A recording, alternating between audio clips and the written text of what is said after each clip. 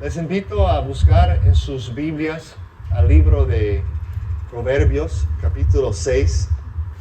Seguimos en nuestra serie en este libro de Proverbios. Y hoy vamos a tomar una porción específica del libro. Como les comenté el domingo pasado, a veces hay temas que tienes que buscar varios versículos en diferentes porciones por el estilo en que está escrito este libro. Pero hemos estado tratando de enfocarnos en los primeros 7 capítulos. Ya hemos casi cubierto todo de los primeros 7. Todavía nos faltan algunas porciones, pero hoy quiero ver capítulo 6, versículo 6 a 19. Proverbios está en medio de la Biblia. Si tienes la versión que hemos regalado aquí, la Nueva Biblia de las Américas, está en la página 646. Capítulo 6 de Proverbios, versículo 6. Así dice la palabra de Dios. Ve, mira la hormiga, perezoso, observa sus caminos y sé sabio, la cual sin tener jefe, ni oficial, ni señor, prepara en el verano su alimento y recoge en la cosecha su sustento. ¿Hasta cuándo, perezoso, estarás acostado? ¿Cuándo te levantarás de tu sueño? Un poco de dormir, un poco de dormitar, un poco de cruzar las manos para descansar, y vendrá tu pobreza como vagabundo y tu necesidad como un hombre armado. Esta es la palabra de Dios. Vamos a orar una vez más. Señor, en esta mañana te pido que abras nuestros corazones, nuestros ojos para conocerte más, que hables a cada uno de nosotros. Tú eres poderoso, Dios, tu palabra es poderosa. Tu palabra nunca regresa vacía, siempre logra el propósito por la cual tú la envías. Así que hoy en esta mañana que traigas convicción, que traigas consuelo, que traigas ánimo, que traigas reprensión donde sea necesario, Padre. Que nos edifiques como cuerpo, que podamos ver la grandeza de Jesús en esta mañana. Es en su nombre que oramos. Amén. Amén. Hoy quiero hablar sobre el llamado de Dios que tenemos nosotros de participar en la obra de su reino, en el avance de su reino. Voy a cambiar esto para que, si quieres bajarlo por un momento, just turn it off for just a minute. A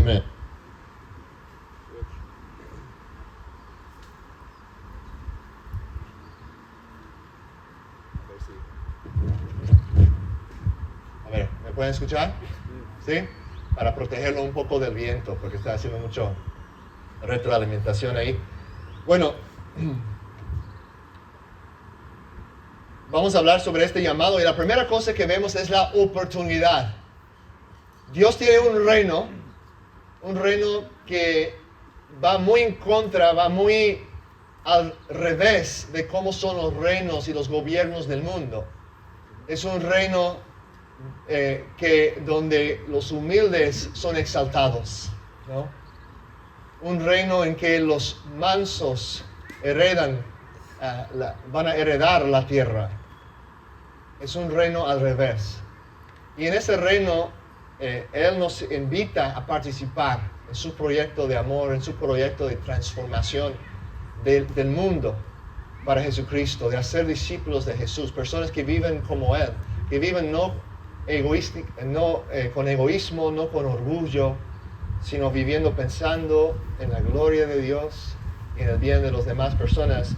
Y la primera cosa que vemos aquí es que hay una oportunidad para participar en este reino. Hay una oportunidad para trabajar, para echarle ganas, de subir las mangas y decir, manos a la obra. Hay cosas que hacer. Hay una ciudad para construir, una ciudad celestial, una ciudad espiritual, una comunidad para cultivar. Hay una batalla para pelear. Esos son el lenguaje o las imágenes que usa la Biblia para describir nuestra participación en este proyecto del reino de Dios.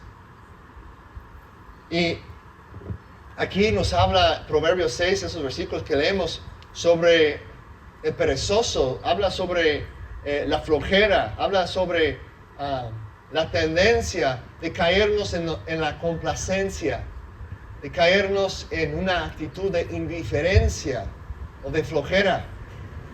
Y usa el ejemplo, me encanta como cuando la Biblia usa esos ejemplos como de la naturaleza, de la creación de Dios. Aquí usa el ejemplo de una hormiga, ¿no? A mí me gusta observar las hormigas. Una de mis memorias más como tempranas de niño muy chiquito, de no sé, 3, 4 años, de estar ahí como mesmerado, asombrado, ¿no? De ver una hormiguera, ¿no? Uno de esos enormes, ¿no? Y estar mis papás obviamente advirtiéndome, ¿no? Que no me acercara mucho. Creo que una vez sí me ganó mi curiosidad y sí me metí un poquito demasiado cerca y ya estuve cubierto de hormigas. Pero me gusta observar como todo el tiempo, o sea, ves la hormiguera y ¿qué están haciendo las hormigas? Están ahí descansando, están ahí solamente tomando el sol. ¿No, verdad? ¿Qué están haciendo? Puro trabajo, ¿no? Trabajando. Y es un ejemplo que la Biblia nos da sobre nuestra actitud en este proyecto del reino de Dios, en esta misión de hacer discípulos que Dios nos ha dado. Hay un trabajo para realizar aquí. El perezoso deja las cosas para más tarde. Trata cada momento preciso de la vida que Dios le ha dado como algo sin importancia. No se asombra de que la gracia de Dios le dé un momento más para vivir para Cristo. Y las familias cristianas deben ser como hormigueras. La iglesia debe ser como una hormiguera, que todos están trabajando, todos están involucrados, todos tienen un rol, un papel, todos están manos a la obra. Aquí podemos ver la necesidad alrededor de nosotros. Esta semana pasada estaban aquí todos los alumnos de la secundaria y de la prepa de Manantial. Toda la semana para la semana de énfasis espiritual. Y tuvimos la oportunidad, varios de nosotros, de compartir pláticas con ellos. Había muchos juegos, voleibol y otras cosas. Y estaba muy bonito ver a todos aquí utilizando esta tierra que Dios ha provisto, que está proveyendo para poder bendecir a muchos niños más, a muchos alumnos más en el futuro, para la bendición de esta comunidad y de esta región. Y eso es un proyecto enorme, es un aspecto de nuestro ministerio como iglesia. Claro, hay otros ministerios también, hay muchas oportunidades. Ronnie tiene su ministerio de fútbol, ¿no? Hay hermanos trabajando en diferentes necesidades en la comunidad. Y hay mucho trabajo, hay mucho trabajo para realizar, hay mucha necesidad. Y yo lo veo como una oportunidad de avanzar el reino de Dios aquí, de ver las buenas nuevas de Jesús proclamadas con nuestras palabras y también con nuestras vidas, de ver una diferencia. Entonces hay cosas que hacer, ¿no? Y no podemos ser flojos en eso, no podemos ser indiferentes o pasivos, ¿no? Aquí todavía nos falta, estamos para pagar este terreno, estamos como el 87% más o menos ya recaudado, ¿no? Para terminar de pagar el terreno, pero aún falta mucho dinero, ¿no? Hay oportunidad para ayudar en eso. Hay oportunidad para servir, como estuve comentando. Necesitamos orar los unos por los otros. Necesitamos ver cuáles son las necesidades, cómo me ha diseñado Dios, cuáles son los dones que Él me ha dado, cómo puedo yo participar en esto. Sé con mis recursos, sé con mi tiempo, sé con mis dones, ¿no? Dios quiere que participemos. Hay mucho que hacer y me emociona pensar en el resultado de todo esto, las generaciones futuras, Dios mediante, que van a ser bendecidas por el impacto de las obras la obra que Dios está haciendo aquí en su iglesia en Puerto Escondido. Piensen, imaginen eso, ¿no? Unos 50 años en el futuro. ¿Cómo podría ser? ¿Cómo podría ser el resultado si nosotros decimos, no, manos a la obra? Vamos a dar nuestro todo para avanzar el reino de Dios en mis días, en mi tiempo. Quiero aprovechar lo máximo de lo que tengo, de lo que soy, de lo que Dios me ha dado. Quiero darlo todo para ver un impacto, para dejar un legado. Si Cristo se tarda unos 100 años más, ¿qué vamos a lograr en 100 años? ¿No? Pues yo ya no voy a estar aquí. Pero ¿qué fundamento puedo dejar para mis hijos y para mis nietos? Y para las generaciones aquí, los alumnos de la escuela, de los hijos de ellos y los nietos de ellos, que van a venir después. Quiero dar mi todo. Dios nos llama a dar nuestro todo para eso. De todo corazón, decir, yo quiero entregarme a la misión que Dios tiene. No quiero ser como el perezoso, no quiero ser indiferente, no quiero estar distraído con mis juguetes, con las cosas que me entretienen a mí, sino quiero enfocarme en la obra. Dios nos ha dado tantas buenas cosas para disfrutar en esta vida, pero muchas veces esas cosas, esos regalos se convierten en distracciones y más tarde en dioses pequeños que quitan nuestro tiempo y nuestra energía de la misión más importante que Dios nos ha dado. Que no sea así en ninguna de nuestras vidas. La complacencia en la vida cristiana es un gran peligro, hermanos. Algunos de ustedes se han conformado tal vez con hacer lo mínimo y ni siquiera se han dado cuenta. ¿Cuánto tiempo vas a estar ahí dormido? ¿Cuánto tiempo vas a quedar al lado, pasivo, observando solamente? ¿Cuándo te levantarás de tu sueño y lograrás algo grande para Cristo? Deja de decirte a ti mismo que eres un perdedor. Deja de decirte a ti mismo que tu papá te falló y que nunca superarás eso. O por una experiencia que te pasó que no sirves para nada, que no tienes nada para ofrecer. No. Dios te ha dado a Cristo, que es lo mejor que te puede dar. ¿Qué hay mejor que podría darte? Él te ha dado a su Hijo como tu Salvador, como tu Señor, como tu amigo fiel. A su Espíritu Santo a morar en ti para capacitarte. Dios jamás, escuchen bien a esto, hermanos, jamás nos llama a hacer algo que no nos da la fuerza para llevar a cabo. Si Él nos llama, Él también nos capacita. ¿Amén? ¿Creen eso? A veces me cuesta creer eso, honestamente. Sí me cuesta a veces. Digo, Señor, este proyecto de terreno es demasiado grande. Siento estresado con el dinero que está, o con cómo vamos a hacerlo con los edificios, y me siento como un pez sacado del agua, ¿no? Como un ambiente que no es mi área de especialidad para nada, ¿no? Y siento esa presión y dice, Señor, ¿estás seguro que me vas a capacitar para esto? Pero luego recuerdo que sí, que Él es fiel, que Él promete estar con nosotros. Dijo, yo estaré con ustedes hasta el fin del siglo, hasta el final, hasta el fin del mundo. Él no nos dejará, jamás nos abandonará. Nos equipa, nos capacita para su obra. Así que manos a la obra, hermanos.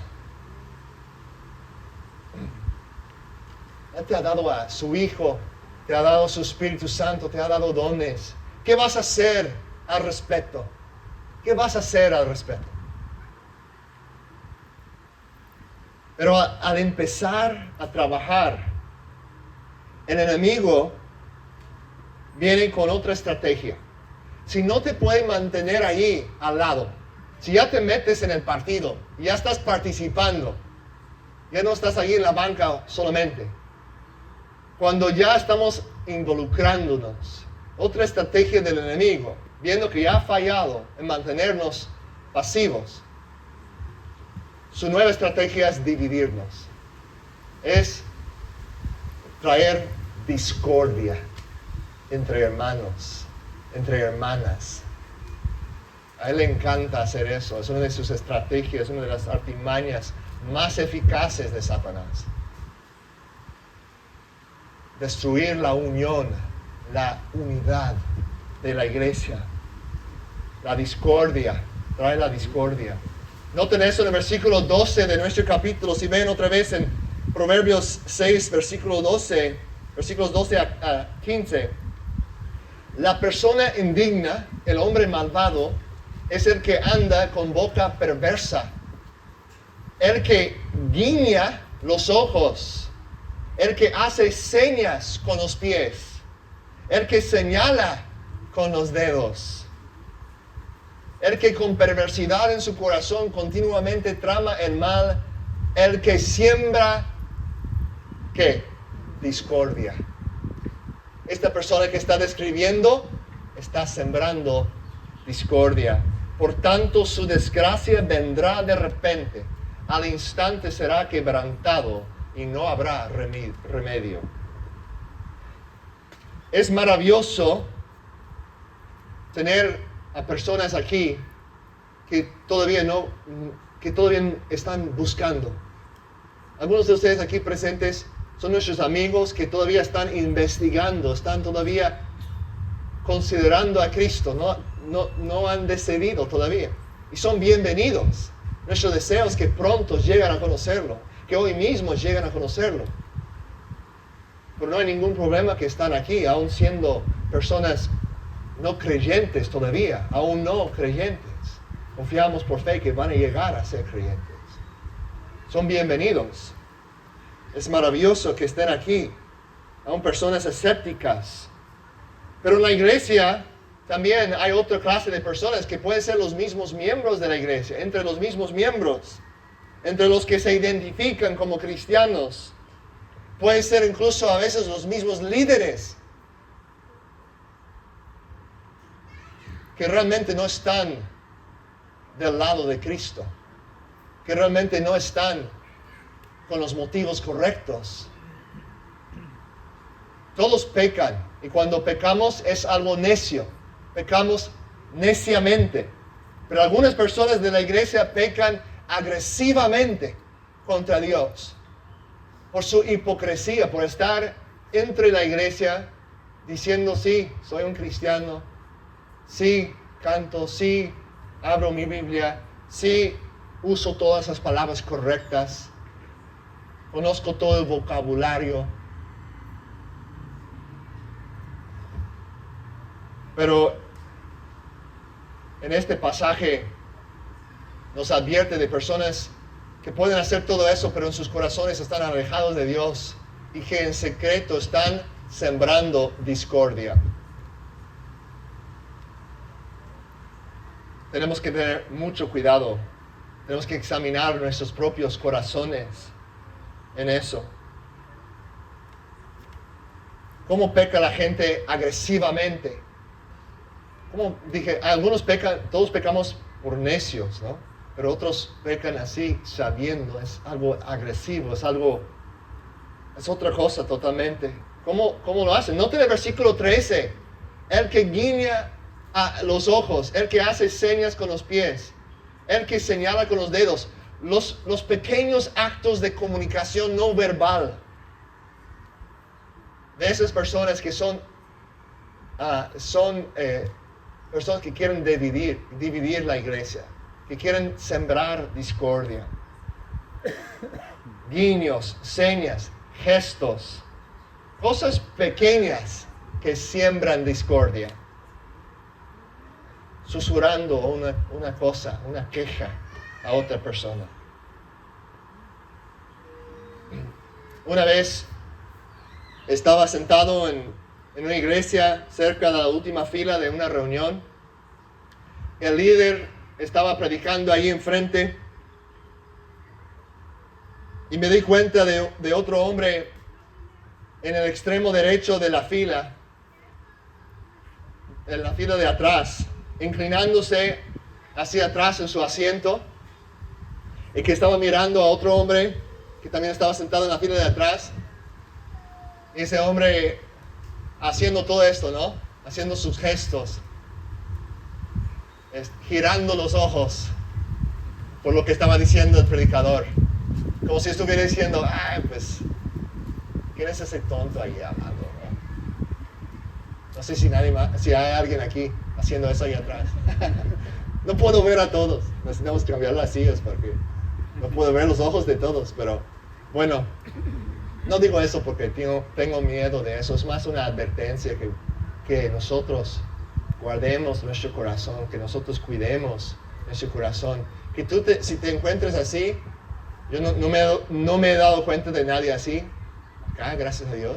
Pero si te identificas con eso, si ahorita el Espíritu Santo te reprendió con lo que dijo, dices, Natán seguro me vio. No te vi.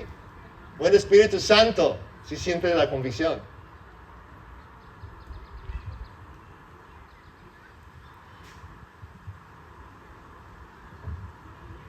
Dios dice, si eso eres tú, Dios dice a una persona así, castigaré ese comportamiento.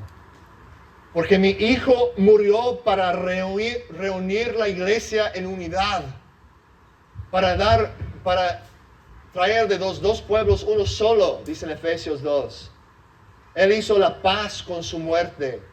Trajo unidad entre aquellos que antes eran enemigos. Y una persona que entra en la iglesia y empieza a sembrar semillas de discordia es un enemigo de Dios, es un enemigo de la paz, es un enemigo del reino de Dios. Y nota lo que dice el versículo 15 de nuestro pasaje. Por tanto, su desgracia vendrá de repente, al instante será quebrantado y no habrá remedio. Dios no está jugando aquí, eso es algo serio. Una persona que entra para distraer, para vacilar, para bromearse, para burlarse de los creyentes, Dios eso lo toma como algo muy serio. No habrá remedio, dice. Así que si eso eres tú, arrepiéntete. O si eres un burlador, un burlón en tu corazón, nadie se ha dado cuenta. Y eres muy bueno para fingir, mostrándonos tu cara bonita y como todo es así, amén. Pero en tu corazón te estás burlando de todo esto. Arrepiéntete. Dios, yo no te digo eso, sino Dios aquí en su palabra dice, hay una advertencia para ti, arrepiéntete. El futuro no es bueno para ti. Lo que te espera no es nada bueno si sigues en ese camino.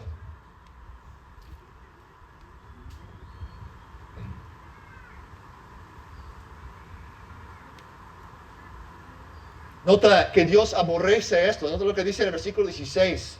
Versículos 16 a 19. 6 cosas hay que el Señor odia, y 7 son abominación para Él.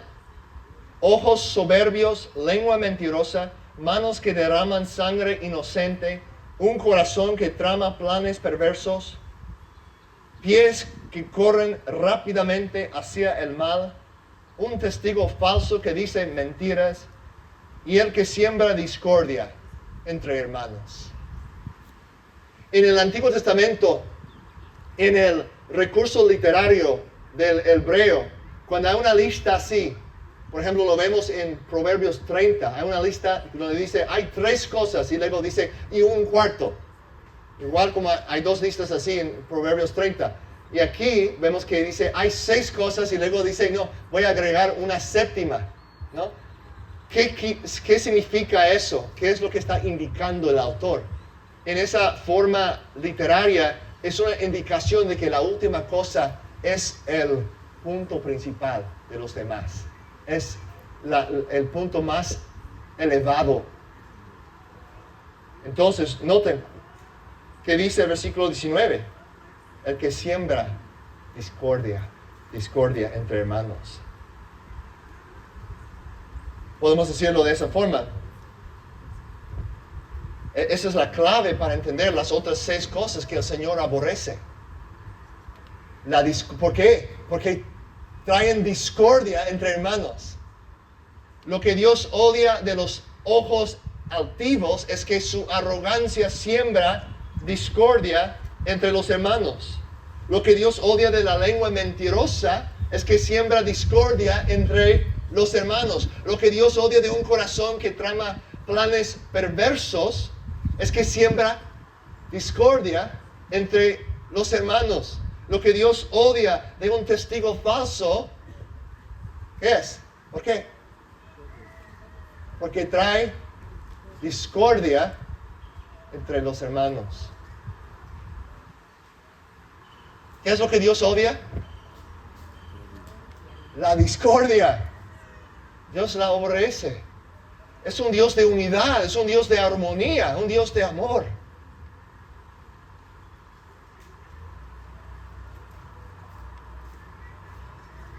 Podemos ver en Romanos 15, creo que lo tengo aquí en la pantalla, Romanos 15, versículo 5. Dice, es una bendición que está dando el apóstol. Dice, y que el Dios de la paciencia y del consuelo, así es nuestro Dios, Dios de paciencia y del consuelo, les conceda tener el mismo sentir los unos para con los otros, conforme a Cristo Jesús. ¿Qué es el deseo de Dios? Que tengamos el mismo, ¿qué, hermanos? El mismo sentir, conforme a Cristo Jesús. En otras palabras, esta unidad que tenemos en el Evangelio. Cristo murió por mí, murió por mi hermano, murió por nosotros. No me rescató solamente para que yo permaneciera como un individuo, haciendo las cosas como me da la gana, sino me salvó para colocarme dentro de una familia de hermanos y hermanas, para vivir en armonía juntos y así glorificar su nombre. Nota lo que dice el versículo 6. Para que unánimes, ¿por qué quiere que nosotros seamos de un mismo sentir? Para que unánimes a una voz glorifican al Dios y Padre de nuestro Señor Jesucristo. Por tanto, acéptense, versículo 7. Creo que en la siguiente diapositiva. ¿No está? Ok. Dice, por tanto, acéptense los unos a los otros como también Cristo nos aceptó por la gloria de Dios. ¿Qué es la clave para experimentar esta unidad? Recordar que tú fuiste aceptado por Jesús. Que Cristo, aun cuando eres su enemigo, te buscó, vino en pos de ti, te rescató del lodo, te buscó, te rescató del infierno que tú merecías y te colocó en su reino, en el reino de la luz.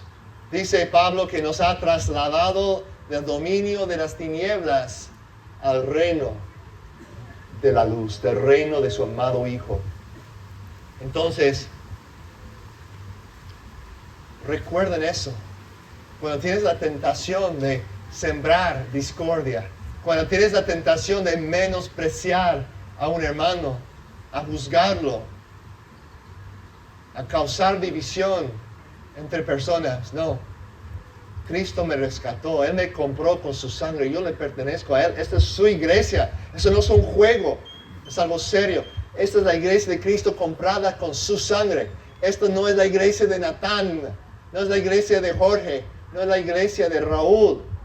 En primera instancia, es la iglesia de Jesucristo, la cual Él compró con su propia sangre vertida en la cruz. Entonces, trabajamos hacia la unidad. Trabajemos juntos, trabajemos hacia la unidad. ¿Por qué? Dice el versículo 6, ¿verdad? Para que unánimes a una sola voz. Me encanta eso. Glorifican a Dios. Dios quiere que con una sola voz le glorifiquemos a Él. ¿Qué significa eso? A una sola voz.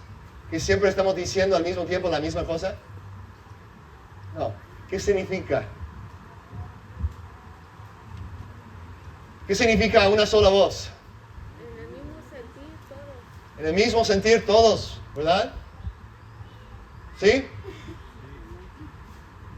Un mismo corazón, una misma visión, una misma misión, caminando en la misma dirección.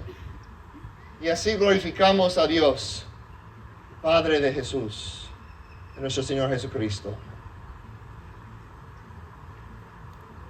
Dios nos llama a un compañerismo en su misión, para su gloria. Tenemos trabajo para hacer aquí en Puerto, para la gloria de Dios. Es un trabajo en serio, como ya mencioné. No es una broma, no es un juego nomás. Es el trabajo de Jesucristo, es la misión de su iglesia. En Gálatas 2, 9 a 10, quiero observar algunas cosas aquí. Vamos a ver cuán serio tomaron este proceso de compañerismo en la iglesia primitiva. No es algo que tomaron a la ligera. La obra que estaban haciendo lo tomaron muy en serio. Gálatas 2, 9 a 10 dice así. Pablo está recontando la historia de cuando primero conoció a Pedro y a Jacobo y a Juan, los discípulos. Recuerden que Pablo fue un apóstol agregado después. Fue un enemigo, un perseguidor del Evangelio, que fue rescatado por Jesús. Y luego más tarde, ya después de la resurrección, él conoce a los otros apóstoles que habían vivido con Jesús por 3 años, ¿no? Y dice a reconocer, versículo 9, a reconocer la gracia que se me había dado Jacobo, Pedro y Juan, que eran considerados como columnas, nos dieron a mí y a Bernabé la diestra de compañerismo. Digan eso conmigo, la diestra de compañerismo. Otra vez, la diestra de compañerismo. Esa palabra compañerismo en griego es koinonia, en el griego del Nuevo Testamento. Es entonces, koinonia significa compañerismo, significa trabajar juntos hacia una sola misión, significa que en el sentido de negocios es como socios, es una comunión, es una relación cercana, pero una unión que existe para un propósito, para una misión. Entonces reconocieron la gracia que Dios había dado a Pablo y Bernabé y les extendieron la mano derecha de la coinonía, del compañerismo. Y dice que para que nosotros fuéramos a los gentiles y ellos a los de la circuncisión, a los judíos. Solo nos pidieron que nos acordáramos de los pobres, lo mismo que yo estaba también deseoso de hacer. Podemos notar que había un proceso aquí, había ciertas condiciones que los apóstoles querían reconocer en Pablo y Bernabé para asegurar que realmente podrían entrar en ese compañerismo con ellos, que realmente podrían darles la diestra de coinonía. Dios desea que cada uno de nosotros participemos en su obra para ser de un mismo sentir y trabajar juntos en el reino. Y si vamos a hacer eso, tenemos que tener cierto acuerdo, cierto pacto entre nosotros, como tuvieron ellos en este versículo, como vemos aquí en Gálatas. ¿Cómo es ese pacto o ese acuerdo que tuvieron entre Pablo y Bernabé con Jacobo y Juan y Jacobo es simbolizado con esa frase, la diestra de coinonía? Es un acuerdo y podemos notar que hay ciertas condiciones. ¿Cuáles eran las condiciones para darles la mano de coinonía? Los vemos aquí en el mismo pasaje, Gálatas 2, 9 a 10. Primero dice que a reconocer la gracia que se me había dado. La primera cosa que Pedro y Jacobo y Juan querían ver en Pablo era que él había recibido la gracia de Dios. Es decir, si vamos a trabajar juntos, hay personas que todavía están en la orilla, hay personas que todavía están pensando si van a seguir a Jesús o no. Y es bueno que están aquí, ¿no? Pero para los que ya han dicho, yo quiero seguir a Jesús, y dicen, ya quiero servir en la iglesia, ya quiero ser parte de la misión. Y cuando digo servir en la iglesia, no es necesariamente aquí en un domingo en la mañana. La iglesia extiende, ¿no?, toda la semana, ¿no? Es nuestra vida de familia juntos. Somos una comunidad, una familia, ¿no? Un cuerpo. Pero cuando uno reconoce, quiero ser parte de la iglesia, quiero servir, quiero usar mis dones para el bien de los que están en necesidad, para servir a mis hermanos. En primer lugar, tenemos que testificar de que esa persona ya ha confiado en Jesús. No vamos a invitar a la hermana Gabriela a enseñar la escuela dominical, sino en primer lugar conocemos que ella es una cristiana. Ya está ahí, ya hemos averiguado eso, ¿no? Que ella conoce a Dios. Ya reconocemos la gracia de Dios en su vida. No solamente que ha hecho profesión de fe, sino que también tiene un estilo de vida que es conforme al Evangelio, ¿no? Si una persona está viviendo en pecado, si está viviendo en fornicación o en adulterio o cualquier otro pecado que menciona la Biblia y dice, pues soy cristiano, quiero ser maestro de la escuela dominical, soy cristiano, quiero participar en las predicaciones, quiero servir con el ministerio de los que van a orar por los enfermos. Quiero ir a participar y ser líder en este grupo o aquello. Quiero un grupo pequeño en mi casa. ¿Qué vamos a hacer? Vamos a buscar si hay evidencia de la gracia de Dios en su vida. En primer lugar, ¿eres cristiano? ¿Crees en el Evangelio? Sí. ¿Qué es el Evangelio? ¿Cómo sabes que eres salvo? Bueno, pues porque trato de hacer muchas buenas cosas. Trato de ser muy buena gente. Trato de lograr mi salvación por medio de mis obras. Bueno, espérate, amigo. Tenemos que empezar desde cero ahora. ¿Por qué? Porque esa persona no ha comprendido la gracia todavía, ¿no? Entonces, puede ser nuestro amigo, es bienvenido acá. Queremos que siga viniendo para que siga escuchando la palabra, pero no vamos a decir, vamos a entrar en coinonía contigo, vamos a entrar en compañerismo contigo. Porque aún no entiende el Evangelio.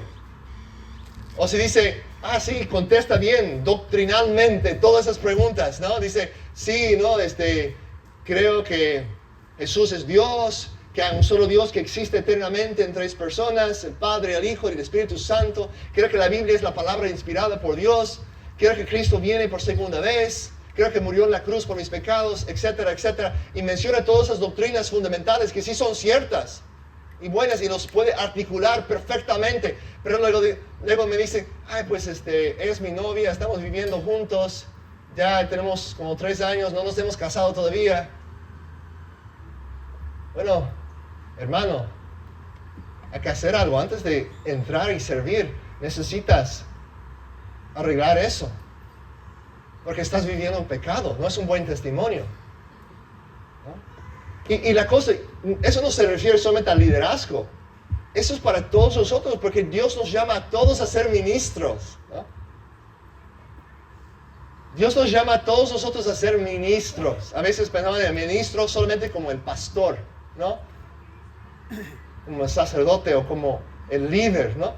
Todos somos ministros, todos estamos llamados a ministrar, a servir. La palabra ministro solamente significa servidor, ¿no? Uno que está sirviendo, y todos estamos llamados a eso. Entonces, sí, claro, estamos en un proceso. No hay ninguno de nosotros que no tiene pecados todavía en nuestra vida. Yo estoy creciendo también. Dios cada día está revelando egoísmo, orgullo, y no puedo usar eso como un pretexto de dejar de servir a Dios, pero me refiero a un patrón de pecado en tu vida. Cuando tú sabes que la palabra de Dios dice algo claramente, pero a pesar de eso, a pesar de que la palabra te dice claramente, no vives en fornicación, no vives en adulterio, y sigues haciéndolo, y quieres involucrarte, pues hay que cambiar eso primero. No es legalismo eso, es lo que dice la palabra de Dios, es honrar a Dios.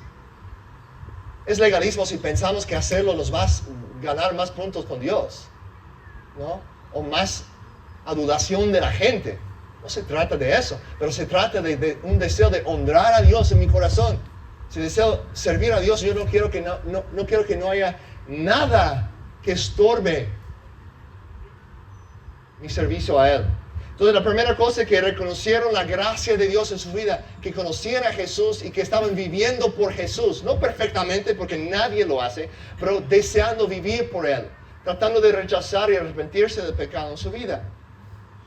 Número 2, podemos ver que dice en el versículo, dice, para que nosotros fuéramos a los gentiles y ellos a los de la circuncisión.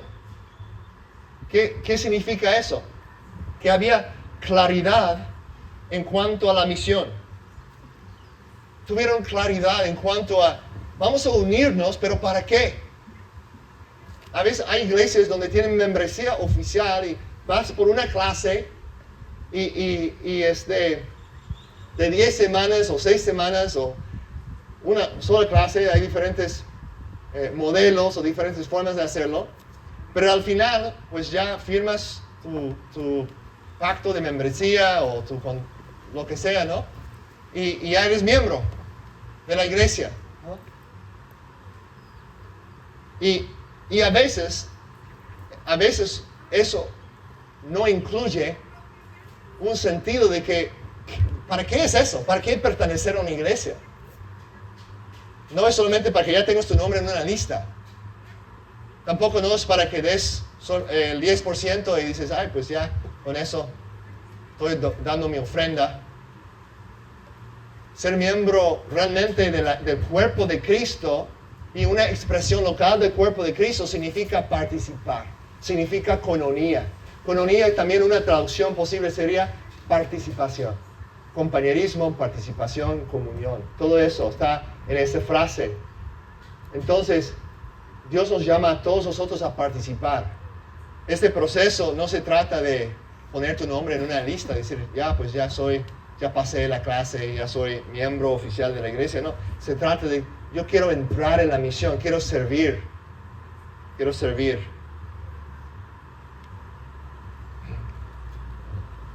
Entonces, es como, ¿qué es la visión? ¿A dónde vamos? ¿Cómo vamos a repartir el trabajo? Como un buen equipo, ¿no? Con un buen equipo hay un sentido, hay un entendimiento de quién está en el equipo y quién no, ¿no? Y cuidado, ojo con esta ilustración, porque algunos lo han abusado tal vez, lo han exagerado demasiado. No estamos en competencia con otras iglesias, por ejemplo, aquí en Puerto, con nuestros hermanos y hermanas, ¿no? Es como, queremos que nuestro equipo gane, que todos los otros equipos pierdan. Entonces no me refiero cuando digo equipo en ese sentido. No me vayan a malinterpretar. Pero somos un equipo en el sentido de que tenemos una misión, un propósito, y necesitamos tener claridad de quién realmente está jugando con nosotros, ¿no? Y eso es algo voluntario, no es algo por la fuerza, pero es el llamado de cada creyente, es el llamado de cada cristiano, decir, yo quiero participar. ¿Quiénes son los líderes? ¿Quiénes son los que están dirigiendo? Oye, entrenador, ¿no? Profe, quiero jugar. ¿Cómo puedo entrar en el equipo, ¿no? Es algo parecido a eso, ¿no?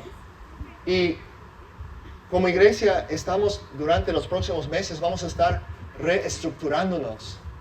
Hemos hablado con el equipo de servidores, de varios de los líderes aquí, con Raúl y Gaby, Álvaro y Ana, Beto y Melina, Jorge y Azucena y otros. Estamos de acuerdo que queremos reestructurarnos y empezar otra vez a tener grupos pequeños entre semana. Por ejemplo, donde podemos conectarnos entre semana como familia y cuidar mejor de las necesidades los unos de los otros. Porque como iglesia ya hemos crecido. El domingo pasado había un promedio en los últimos meses, casi 140 personas, algo así aquí. Eso es un tamaño que es necesario tener grupos más pequeños para que nadie se pierda por el camino.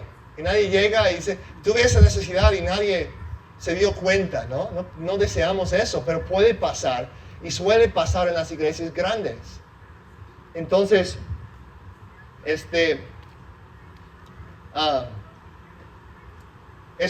podemos compartir más detalles de eso después, pero para que estén orando y sabiendo que vamos en esa dirección, pensando en cómo podemos cuidar los unos por los otros y cómo podemos organizarnos para enfocarnos en la misión, en los diferentes aspectos de la misión que hay en Puerto Escondido. Y para que haya esa rendición de cuentas, haya ese compañerismo en grupos más pequeños, tal vez divididos por zonas o por colonias más en el futuro. Entonces, que estén orando y pensando en eso también, de participar como voluntario en eso. Que no se trata solo de llegar el domingo y calentar una silla. Se trata de servir, se trata de involucrarnos con el cuerpo.